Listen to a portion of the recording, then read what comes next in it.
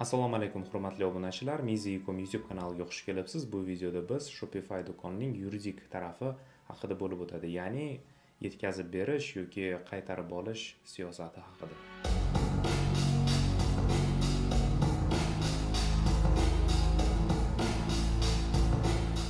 Biz Shopify platformasidamiz va policesga, ya'ni yuridik taraflarni sozlash uchun biz settingsga kirganda chap tarafdagi panelda eng pastida policies degan joyi bo'ladi. O'sha yerga bosganingizda mana yuridik taraflari chiqdi. Atiga 4 ta yuridik taraflar bu return and refund policy, ya'ni qaytarib berish siyosati, privacy policy, ya'ni sizning mijozlaringizni ma'lumotlarini saqlash siyosati, term of service, sizning xizmatlaringizni ko'rsatish siyosati va shipping policy, ya'ni yetkazib berish siyosati. Contact information siyosatga kirmaydi. Bu faqat shu sizni emailingizni ko'rsatish joyi. Bu narsani to'ldirmasa ham bo'ladi, chunki biz odatda online store'ga kirib footerni ichida contact information yozamiz. Endi hozir biz ChatGPT ga o'tadigan bo'lsak, bu yerda mana tushunchalar yozilgan har bir siyosatga. Return and refund policy'ni o'qib chiqadigan bo'lsak, ya'ni bu qaytarish siyosatini, bu siyosatda siz mijozga mahsulotni qanday sharoitda qaytarish yoki pulni qaytarib olish mumkinligini tushuntirasiz.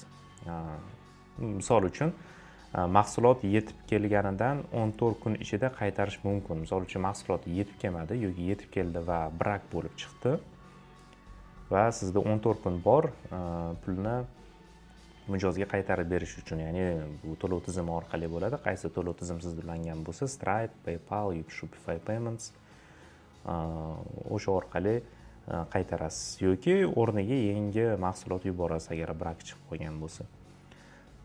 Keyingisi privacy policy, ya'ni maxfiylik siyosati. Endi sizning mijozlaringizni ma'lumotlarini saqlash, ya'ni bu sahifada siz mijozlarning shaxsiy ma'lumotlarini, ya'ni ism, email, karta ma'lumoti va hokazo qanday saqlashingizni tushuntirasiz. Misol uchun, biz sizning ma'lumotlaringizni uchinchi tomon bilan bo'lishmaymiz. Keyingisi term of service, ya'ni xizmat ko'rsatish shartlari. Bunga misol, biz narxlarni o'zgartirish huquqini saqlab qolamiz. Misol uchun, mahsulotni narxi kundan kunga o'zgarib turishi mumkin. O'shanda sizni qonuniy darajada imkoniyatingiz bor o'zgartirish kiritish uchun narx siyosatiga. O'sha narsani yozib qoldirilgan bo'ladi. Keyingisi shipping policy, yetkazib berish siyosati. Bu siyosatda siz ko'rsatasiz necha kunda mahsulot yetib keladi mijozingizga. Odatda mana yozilgan 7-14 kun deb. Ish kuni shunga e'tibor berish kerak. 7-14 ish kuni deganda dushanbadan jumaga, shanba, yakshanba ish kuni hisoblanmaydi. Odatda AliExpress Amerikaga Xitoydan oxirgi payt uzog'i 10 kunda yetkazib bergan bizning mahsulotimizni. Odatda 5-6 kun. Endi eng maksimali bu 14 kun bo'lgan. Endi paytda 3 hafta bo'lgan, lekin mijoz bizga hali endi o'sha 21 kun kutganda bizga return qilib bizga shikoyat bermagan, kutgan. Lekin odatda 7-14 kun ichida keladi. Shu narsa ham sizning do'koningizda yozib qoldirish kerak. Endi biz Shopify ga qaytamiz. Shopify ga qaytganda bizda savol tug'iladi, qayerdan biz olamiz shu siyosatlarni matnini. Unga tayyor shablon bor. Shipping policydan tashqari shu 3 tasida tayyor shabloni bor. Bu yerda mana bosganda refund policyda insert template ga bosasiz va sizga tayyor shablon tushirib beradi. Bu yerda siz nimani o'zgartirasiz? Emailni o'zgartirasiz. Endi shaxsiy emailingizni yozmasligingiz uchun domen sotib olganda, bu haqida ham bizda video bor. Domen haqida. Domenni sotib olgandan keyin siz email forwardingni to'g'rilaysiz. Ya'ni info sabachka shu domenning nomi yoki refund yoki shipping, shu refund yaratganda shu yerga emailni qo'yasiz. Bu email forwarding o'zi nimaga kerak? Sizni shaxsiy emailingizni boshqalar ko'rmasligi uchun. O'shaning uchun faqat kerak bo'ladi. Uning uchun shu domenda Shopify'ning ichida domen sotib olganingizdan keyin shunaqa imkoniyatingiz bo'ladi. Xullas, mailni o'zgartiramiz. yoki shaxsiy mail qoladi desangiz, unda shaxsiy mailni ham qoldiraverasiz. Ya'ni qaysi mailga siz Shopify'ni ochgan bo'lsangiz, shu mail sizda ko'rinadi. Bu yerda ham mana mailni o'zgartiramiz va tepada mana e'tibor bering. Please note that returns will need to be sent to the following address. Ya'ni qaytarib berish, qaysi adres bo'yicha qaytarib berish kerak mahsulotni. U narsa bizda yo'q, chunki bizda hamma narsa raqamli, elektronniy. Hech kim US dan, Amerikadan Xitoyga yubormaydi mahsulotni, shuning uchun biz bu narsani olib tashlaymiz. Keyin yana pastga tushganda, eng pastida mana bu yerda ham o'zingiz mailingizni qoldirasiz. Keyin publishni bosasiz. Keyingisi privacy policy, bu yerda mana avtomatik ravishda qo'yilgan, automated. Bu yerda ham o'zi o'zgartirish kerak bitta-ikkita narsani. Misol uchun siz do'konga endi ro'yxatdan o'tgandan keyin My Store bo'lib qoladi.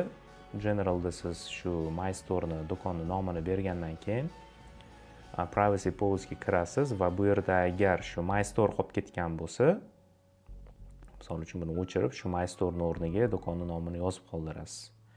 Yoki hammasini o'chirib, yana boshqatdan automated policyni bossangiz, shu My Store bo'lib qoladi va eng pastida mailni o'zgartirasiz bu yerda.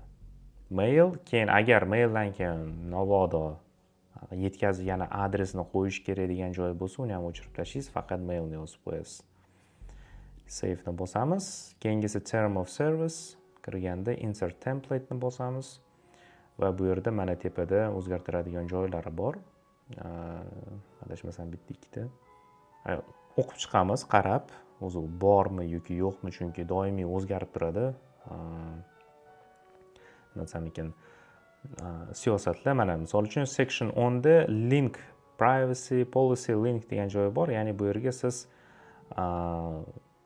havolani qo'yish kerak. Mana shuni olgandan keyin mana privacy policy linkni bu yerda mana zanjir ikonkasi chiqib keladi. Insert linkni bosib, shu refound yoki privacy policyni havolasi, sahifasini havolasini bu yerga qo'yasiz.